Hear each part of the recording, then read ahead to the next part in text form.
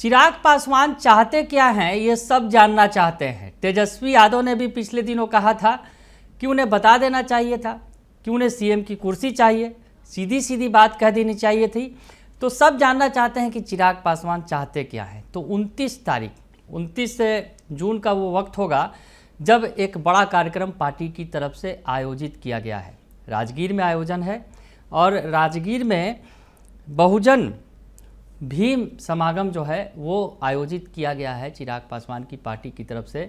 यहाँ कई बड़ी बातें सामने आ सकती हैं। चिराग पासवान कहाँ से चुनाव लड़ेंगे, आगे चाहते क्या हैं, ये तमाम बातें सामने आ सकती हैं। बड़ा बयान सामने आया है पार्टी के सांसद अरुण भारती का। नमस्कार, दर्श न्यूज में आपका स्वागत है। मैं हूं अनुराग। चिराग पासवान चाहते क्या हैं ये सब जानना चाहते हैं, क्योंकि चिराग पासवान ने पिछले दिनों कहा कि उनका केंद्र की सियासत में मन नहीं लग रहा है और वो बिहार आना चाहते हैं, बिहार की सियासत करना चाहते हैं, बिहार फर्स्ट, बिहारी फर्स्ट की जो है वो बात करना चाहते हैं। हालांकि चिराग पासवान सांसद तो बिहार से ही हैं, हाजीपुर के सांसद हैं और उनकी पार्टी के तमाम सांसद बिहार के ही हैं। 100% उनकी पार्टी का स्ट्राइक रेट रहा लोकसभा चुनाव में, 5 की 5 सीटें जीत ली। चिराग पासवान केंद्र में मंत्री भी हैं, अच्छा ओहदा है और मोदी कैबिनेट में शामिल है। बावजूद इसके चिराग पासवान चाहते हैं कि बिहार की सियासत करें। चाहते क्या हैं वो, सीधी सी बात, सीधा सा सवाल है। और तेजस्वी यादव ने एक न्यूज एजेंसी से बातचीत के दौरान ये बातें उठा भी दी कि चिराग पासवान को सीधे सीधे बता देना चाहिए कि वो सीएम की कुर्सी चाहते हैं। सीधा हमला बोल दिया तेजस्वी यादव ने चिराग पासवान पर और कह दिया कि उन्हें सीधे बता देना चाहिए कि वो अब मुख्यमंत्री बनना चाहते हैं। खुलकर बोले, ड्रामा करने की क्या आवश्यकता है। तेजस्वी यादव ने ये बातें कह दी थी एक न्यूज पॉडकास्ट के दौरान, जो बातचीत के दौरान। तो चिराग पासवान के दिल की बात तेजस्वी यादव ने बता दी थी कि चिराग के दिल में है सीएम बनना और वो चाहते यही हैं, उन्हें खुलकर बोल देना चाहिए। लेकिन चिराग पासवान की तरफ से इस तरह की बातें हो नहीं रही हैं। चिराग पासवान कह रहे हैं कि नीतीश कुमार के नेतृत्व में चुनाव लड़ेंगे, एनडीए एकजुट है। लेकिन चिराग की जो है मंशा भी बड़ी है कि पार्टी को ज़्यादा से ज़्यादा सीटें मिले और पार्टी यहाँ बिहार में चुनाव लड़े और 100% वाला जो स्ट्राइक रेट है वो भी विधानसभा चुनाव में लाए। वैसे में पार्टी मजबूत होगी।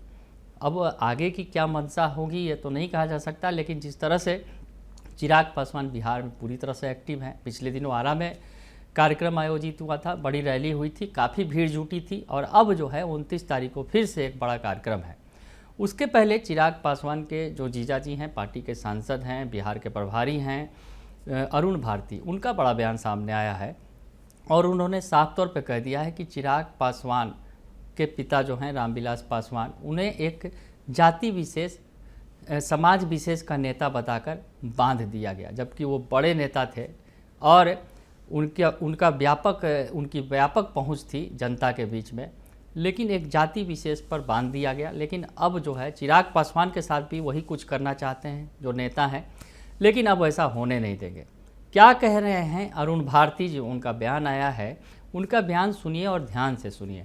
समागम आपकी पार्टी करने वाली है, क्या कहिएगा इस पर? देखिए, हमारे संस्थापक स्वर्गीय रामविलास पासवान जी को जिस तरह से राजनीतिक ताकतें चाहती थी कि उनकी पूरी राजनीति को, वो पूरे देश के नेता थे, लेकिन उनकी राजनीति को कैसे एक समाज, एक वर्ग, एक तबके के राजनीति में ही नेता के रूप में ही समेटा जाए, इसी को आज चिराग पासवान जी के खिलाफ भी इस्तेमाल करने की कोशिश की जा रही है। पूरे बिहार का नेता है, अब तो देश भर में उनकी पहचान हो गई है। लेकिन आज भी कुछ राजनीतिक ताकतें चाहती हैं कि चिराग जी को सिर्फ और सिर्फ एक वर्ग विशेष, एक तबके विशेष के नेता के रूप में ही सीमित करके रखा जाए।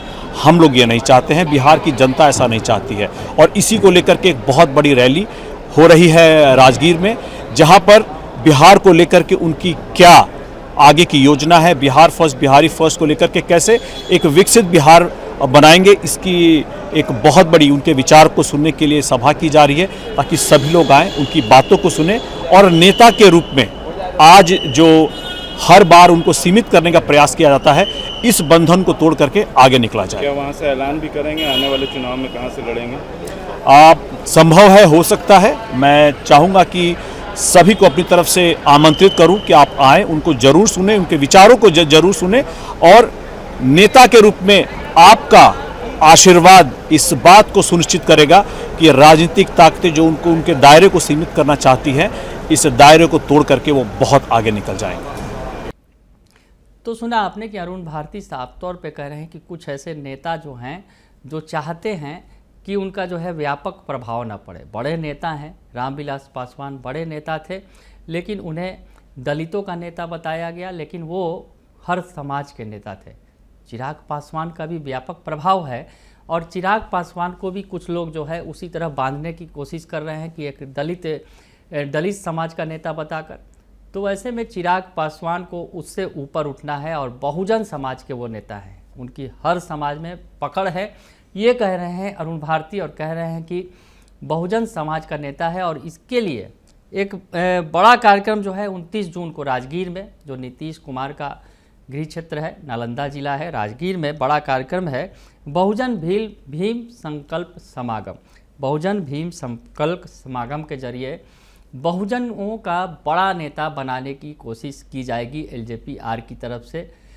चिराग पासवान अपने विचार रखेंगे कि वो क्या सोचते हैं, आने वाले दिनों में किस तरह से बिहार की सियासत में उनकी भूमिका होगी। तमाम बड़ी बातें इस मंच से की जाएंगी। बड़ी बात कह रहे हैं अरुण भारती, वो बता रहे हैं कि किस तरह से इस मंच पर कई बड़े खुलासे हो सकते हैं, इस मंच पर कई बातों का ऐलान किया जा सकता है।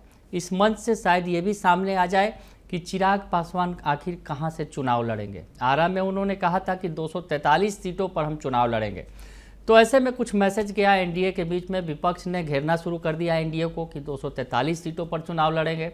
तो ऐसी स्थिति में फिर से चिराग पासवान कहीं बाहर का रास्ता देखेंगे क्या, एनडीए से बाहर होकर चुनाव लड़ेंगे, फिर से कुछ 2020 वाली स्थिति बनेगी।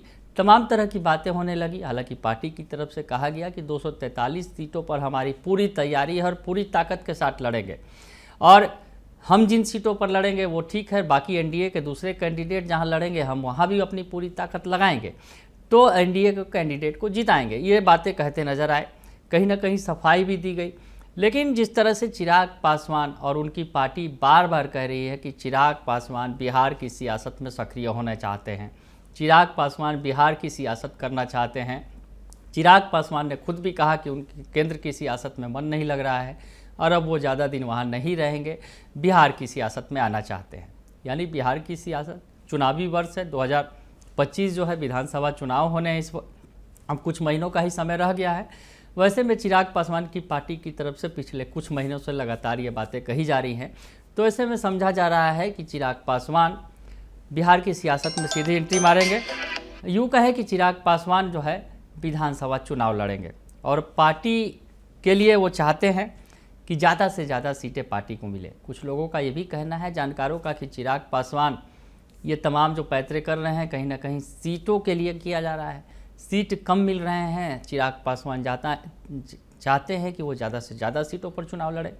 तो ऐसी स्थिति में चिराग पासवान की पार्टी की तरफ से ये प्रेशर पॉलिटिक्स किया जा रहा है। हालांकि पिछले दिनों एक बड़ा ही प्रकरण जो है चर्चित भी रहा कि जब पीएम नरेंद्र मोदी का मंच था, सिवान का मंच था, पीएम नरेंद्र मोदी पहुंचे थे, सीएम नीतीश कुमार थे, चिराग पासवान भी थे और एनडीए के अन्य घटक दल के नेता भी थे। इस दौरान सीएम नीतीश कुमार ने उनसे पूछ दिया कि आपको बिहार में विधानसभा चुनाव लड़ने की ज़रूरत ही क्या है। इस तरह की बात उन्होंने कह दी सीएम नीतीश कुमार ने चिराग पासवान से। तो चिराग पासवान ने भी छूटकर कह दिया कि हमारी पार्टी के नेता चाहते हैं चुनाव लड़ना, तो अगर वो चाहेंगे तो हम चुनाव ज़रूर लड़ेंगे और आपका आशीर्वाद भी लेंगे। तो कहीं ना कहीं तलखी भी देखने को मिली थी मंच पर, जिस तरह से कुछ बयानबाजियाँ हुई थी और इस बार बाबत खबर निकल कर आई कि सीएम नीतीश कुमार ने उनसे ये सवाल पूछा था, तो दोनों के बीच थोड़ा सा नोकझोंक वाली स्थिति बनी थी। यानी सीएम नीतीश कुमार नहीं चाहते हैं कि चिराग पासवान बिहार में चुनाव लड़े, और तेजस्वी यादव कह रहे हैं कि उन्हें सीधे सीधे कह देना चाहिए कि सीएम की कुर्सी चाहिए। अब ये नौटंकी क्या कर रहे हैं, क्यों बोल रहे हैं कि बिहार में चुनाव लड़ना चाहते हैं, बिहार बुला रहा है, इस तरह की बातें क्यों कर रहे हैं। तेजस्वी यादव ने ये बात पॉडकास्ट के दौरान ये कही थी।